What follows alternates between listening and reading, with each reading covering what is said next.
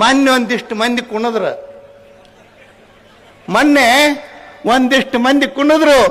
ಅವರು ಕುಣಿಯೋದೇ ಬೇರೆ, ಬಸವ ಭಕ್ತರು ಕುಣಿಯೋದೇ ಬೇರೆ. ವ್ಯತ್ಯಾಸದ ಅರ್ಥ ಮಾಡ್ಕೊಳ್ಬೇಕು ಏನ್ರಿ. ಎಲ್ಲಿ ತನ ಇವುಗಳನ್ನು ನಾವು ಅರ್ಥೈಸ್ಕೊಳ್ಳೋದಿಲ್ಲ ಅಲ್ಲಿವರೆಗೂ. ಒಂದು ಹುಲಿಗೆ ಒಂದು ಕತ್ತಿ ಚಾಲೆಂಜ್ ಮಾಡಿತಂತ. ಏನಂತ? ನಿಂದೇನ್ ತಾಕತ್ತೈತಿ, ಬಾ ನನ್ನ ಕೂಡ ನೀ ಕುಸ್ತಿ ಹಿಡಿ, ಸೋಲ್ಸ್ ನನ್ನಂತ ಹೇಳಿ. ಕತ್ತಿ ಅದು ಹುಲಿ ಆ ಕಡೆ ನೋಡಲಿಲ್ಲ, ಸುಮ್ ಹೊಡಿತದ. ಅವಾಗ ಇದರಿಗೊಂದು ಅದರ ದಾಟಿದ ಮೇಲೆ ಒಂದು ನರಿ ಬತ್ತು. ಅದು ನರಿ ಬಂದ ಆ ಕತ್ತಿ ಹೇಳೋದನ್ನೇ ಕೇಳಿತ್ತು. ನರಿ ಬಂದು ಹುಲಿ ಕೇಳ್ತದ, ಏನು ಅಲ್ಲ ನೀನು ಆ ಕತ್ತಿ ಹೇಳಿದ್ರೆ ನೀ ಸುಮ್ಮನೆ ಬಂದಿಲ್ಲ, ಅಸಹ್ಯ ಅಲ್ಲೇನು, ನಿನ್ನ ಮುಂದೆ ಕತ್ತಿ ಎಟ್ಟರದ್ದು ಒತ್ತಿಕೊಂಡು ಹೇಳಿ. ಅವಾಗ ಆ ನರಿ ಮಾತಿಗೂ ಹುಲಿ ಸೊಪ್ಪು ಹಾಕಲಿಲ್ಲ. ಹಂಗ ಮುಂದೆ ಬಂದ ಮೇಲೆ ದೊಡ್ಡ ಆನೆ ಮದಗಜ ಇದರಿಗೆ ಬತ್ತು. ಅದ್ರ ಮುಂದೆ ನರಿ ಹೇಳ್ತಿ ಹಿಂಗಾಗ್ಯದ ಅಂತ ಹೇಳಿ. ಅವಾಗ ಆನೆ ಕೇಳ್ತದ, ಕಾಡಿನ ರಾಜ ನೀ ಯಾಕ ಕತ್ತಿ ಕೂಡ ಅನಿಸ್ಕೊಂಡು ಬಂದಿ, ತಪ್ಪಲ್ಲೇನಿದು ಅಂತಂದಾಗ ಯಾರಿಗೂ ಉತ್ತರ ಕೊಡ್ಲಾರ್ದ ಹುಲಿ ಆನೆಗೆ ಉತ್ತರ ಕೊಡ್ತದ, ಅದು ಹೋಗಿ ಕತ್ತಿ. ಅದ್ರ ಕೂಡ ನಾನಿತ್ನಿ ಅಂತಂದ್ರ ನಾನು ಹುಲಿ, ಕಾಡಿನ ರಾಜ. ಏನಪ್ಪ ಕಾಡಿನ ರಾಜ ಕತ್ತಿ ಕೂಡ ಗುದ್ದಾಡಕತ್ತಲ್ಲ ಅಂತ ಹೇಳಿ ಮಂದೆಲ್ಲ ಆತಾರ. ಅದಕ್ಕೆ ಆ ಕತ್ತಿ ಕೂಡ ನಾನು ಗುದ್ದಾಡಿ ಇಡೀ ಹುಲಿ ಕುಲಕ್ಕನ ಅಗೌರವ ಮಾಡೋ ಬದ್ಲಿ ಅದನ್ನ ಅಲಕ್ಷ್ಯ ಮಾಡಿ ದೊಡ್ಡ ಹೆಜ್ಜೆ ಇಟ್ಕೊಂಡು ನಾ ಅಡ್ಡಾಡಕತ್ತೀನಿ ಅಂತ ಹೇಳ್ತತ್. ಗೊತ್ತಾತನ್ರಿ ನಾ ಹೇಳಿದ್ದು? ಮುಂದೆ ನಾ ಏನು ಹೇಳೋದೈತಿ? ನಾಯಿ ಬೊಗಳತೈತಿ ಅಂತ ಹೇಳಿ ನಾವು ಹೊಳ್ಳಿ ಬಗಳಿದೀವಂದ್ರೆ ನಾವು ಏನಾಗ್ತೀವಿ?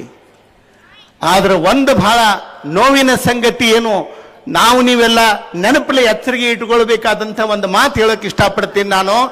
ಏನಂತಂದ್ರೆ, ನಾವು ಮನೆಯೊಳಗೆ ಒಂದು ನಾಯಿ ಸಾಕಿರ್ತೀವಿ. ನಾಯಿ ಸಾಕಿ ಬೆಳೆದ ದೊಡ್ಡದಾಗಿ ನಮ್ಮ ಜೊತೆಗಿರ್ತಕ್ಕಂಥ ನಾಯಿ ಎಂದು ನಮ್ಮನ್ನು ನೋಡಿ ಗುರ್ರನ್ನ ಕತ್ತತಿ. ಅವತ್ತು ನೀವು ತಿಳ್ಕೋಬೇಕು, ಯಾರೋ ಇವಕ್ಕೆ ಬಿಸ್ಕಿಟ್ ಹಾಕಾಕತ್ತಾರ, ನಾಯಿಗೆ ಬಿಸ್ಕಿಟ್ ಹಾಕಾಕತ್ತಾರ. ಮೊದಲು ನಮ್ಮ ರೊಟ್ಟಿ ತಿಂದು ಸುಮ್ಮಿದ್ದ ನಾಯಿ ನಮ್ಮ ಮನೆಯ ನಾಯಿ, ನಮ್ಮ ಮನೆಯಾಗಿನ ನಾಯಿ, ನಮ್ಮ ರೊಟ್ಟಿ ತಿಂದು ಬೆಳೆದ ನಾಯಿ ನಮಗ ಗುರ್ರತತಿ ಅಂದ್ರೆ ಯಾರೋ ಬಿಸ್ಕಿಟ್ ಹಾಕಾಕತ್ತಾರ. ಹೌದಿಲ್ರಿ? ಆದ್ರೆ ಒಂದು ತಿಳ್ಕೋಬೇಕು, ನಮ್ಮ ನಾಯಿ ನಮ್ಗ ಬೊಗಳಾಕೈತು, ಗುರ್ರನ್ನಾಕೈತಂದ್ರ ಅದನ್ನು ನಾವು ಜಾಗೃತಿಯಿಂದ ಸರಿಪಡಿಸ್ಬೇಕು, ಇಲ್ಲ ಹೊರಗೆ ಹಾಕಬೇಕಾದಂಥ ಅನಿವಾರ್ಯತೆ ಆ ಮನೆಯ ಮಾಲೀಕರದು ಅಂತಕ್ಕಂಥ ಮಾತನ್ನ ಈ ಸಂದರ್ಭದೊಳಗೆ ಹೇಳೋಕೆ ಇಷ್ಟಪಡ್ತೇನೆ. ನನಗೆ ಬಹಳ ನೋವು ಅನ್ನಿಸ್ತದ. ಒಂದು ಮಾತು, ಶರಣರ ಬಗ್ಗೆ ಬಸವಣ್ಣ ಹಿಂದೂ, ಶರಣರು ಹಿಂದೂಗಳು ಈ ರೀತಿಯೊಳಗೆ ಪದ ಪ್ರಯೋಗ ಬರ್ತಿರೋದು ಬಹಳ ನೋವಿನ ಸಂಗತಿ.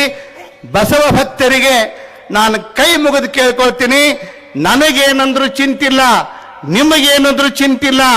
ಆದರೆ ಶರಣರಿಗೆ, ಬಸವಾದಿ ಪ್ರಮತರಿಗೆ, ವಚನ ಸಾಹಿತ್ಯಕ್ಕೆ ಧಕ್ಕೆ ಬಂತು ಅಂತಂದ್ರೆ ಇಡೀ ಕರ್ನಾಟಕನೇ ಎದ್ದು ನಿಲ್ತದೆ. ಬಹಳ ಎಚ್ಚರಿಕೆಯಿಂದ ಇರತಕ್ಕಂಥ ಮಾತನ್ನ ಈ ಸಂದರ್ಭದೊಳಗೆ ಹೇಳಕ್ಕೆ ಇಷ್ಟಪಡ್ತೀನಿ ನಾನು. ಟಿಸಿ ಅವ ಟ್ರೈನ್ ಒಳಗೆ ಹತ್ತಿದ, ಟ್ರೈನ್ ಬಿಟ್ಟ ಮೇಲೆ ಎಲ್ಲರದು ಸೆಟ್ ಮಾಡ್ತಿದ್ದ. ಎಲ್ಲಿಗೆ ಹೋಗ್ಬೇಕು ಅಂತ, ಎಲ್ಲಿಗೆ ಹೊರಟಿದ್ದೀರಿ ಅಂತ ಕೇಳಲಿಲ್ಲ, ನಿಂದ ಎಲ್ಲಿಗೆ ಅಂತ ಕೇಳ್ತಿದ್ದ. ಅವಾಗ ಒಬ್ಬ ಹೇಳಿದ ಹುಬ್ಬಳ್ಳಿಯಿಂದ ಹೊರಟಿತ್ತು, ಒಬ್ಬ ಹೇಳಿದ ನಾನು ಹಾವೇರಿ ಅಂದವು. ಹಾವೇರಿ ಅಂದ ಕೂಡಲೇ ಇದು ಹಾವೇರಿ ಹೋಗಲ್ಲ, ಈ ಕಡೆ ಹೋಗ್ತದ, ಬಾಗಲಕೋಟೆ ಕಡೆಗೆ ಇಳ್ಕೊಂಡ್ ಮುಂದಿನ ಸ್ಟೇಷನ್ಗೆ ಅಂತ ಇಟ್ಕೊಂಡೇಳೆ ತಂದ. ಆಮೇಲೆ ಮತ್ತೊಬ್ಬ ದಾವಣಗೆರೆ ಅಂತಂದ, ಇದು ದಾವಣಗೆರೆ ಹೋಗಲ್ಲ, ಈ ಕಡೆ ಹೋಗ್ತದ, ಆ ಕಡೆ ಇಳ್ಕೊ ಮುಂದಿನ ಸ್ಟೇಷನ್ಗೆ ಅಂತ ಹೇಳಿ.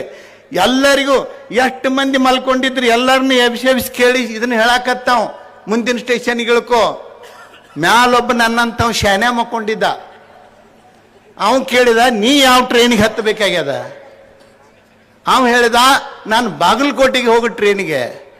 ಅವಾಗ ಅವ ಹೇಳಿದ, ಇದು ಬೆಂಗಳೂರಿಗೆ ಹೋಗೋ ಟ್ರೈನು, ಆ ಕಡೆ ಸೊಲ್ಲಾಪುರಕ್ಕೆ ಹೋಗೋ ಟ್ರೈನ್ ಬೇರೆ ಅದ, ಮುಂದಿನ ಸ್ಟೇಷನ್ ಕೇಳ್ಕೊಂಡು ನೀನು ಆ ಕಡೆಗೆ ಹೋಗು ಅಂತಂದವ್.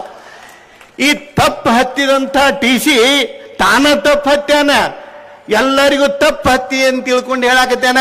ಅದ್ರಾಗ ಒಬ್ಬ ಅಡಮುಟ್ಟಿದ್ದ, ಮುಂದಿನ ಸ್ಟೇಷನ್ ಇಳಿತೀವೋ 4 ಕಟ್ಟದ ಇಳಿಸೋನು ಅಂತ ಕೇಳಿದವ. ಇಲ್ಲಿ ನಮ್ಮಲ್ಲಿ ಒಬ್ಬ ಟಿ ಸಿ ತಪ್ಪು ಹತ್ಯಾನ್ರಿ. ಇದ್ರಾಗ ನಮ್ಮ ಟ್ರೈನ್ಯಾಗ ಒಬ್ಬ ಹತ್ಯಾನ್ರಿ. ಎಲ್ಲರಿಗೂ ಕೇಳಾಕತ್ತೇನ, ನೀ ಹಿಂದೂ ನೀ ಹಿಂದೂ ನೀ ಹಿಂದೂ ಅತ್ತ. ಅವ ತಪ್ಪು ಹತ್ತಿ ಎಲ್ಲರಿಗೂ ಹೇಳಾಕತ್ತ, ನೀವು ತಪ್ಪದಿರಿ ನೀವು ತಪ್ಪದಿರಿ ನೀವು ತಪ್ಪದಿರಿ ಅಂತ ಹೇಳಿ ಅವನಾಗೆ ಹಿಡಿದ್ರೆ ಬಹಳ ಚಲೋ.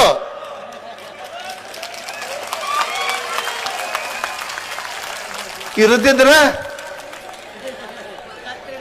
ನಮ್ಮ ನಾಡಿನ ಬಸವ ಭಕ್ತರು ಕೆಳಗೆ ಇಳಿಸ್ತಾರೆ ಎನ್ನುವಂಥದ್ರೊಳಗೆ 2 ಮಾತಿಲ್ಲ. ನಾವು ಸಂದರ್ಭವನ್ನ ಈ ಪ್ರಸಂಗದೊಳಗೆ ಹೇಳೋಕೆ ಇಷ್ಟಪಡ್ತೀನಿ.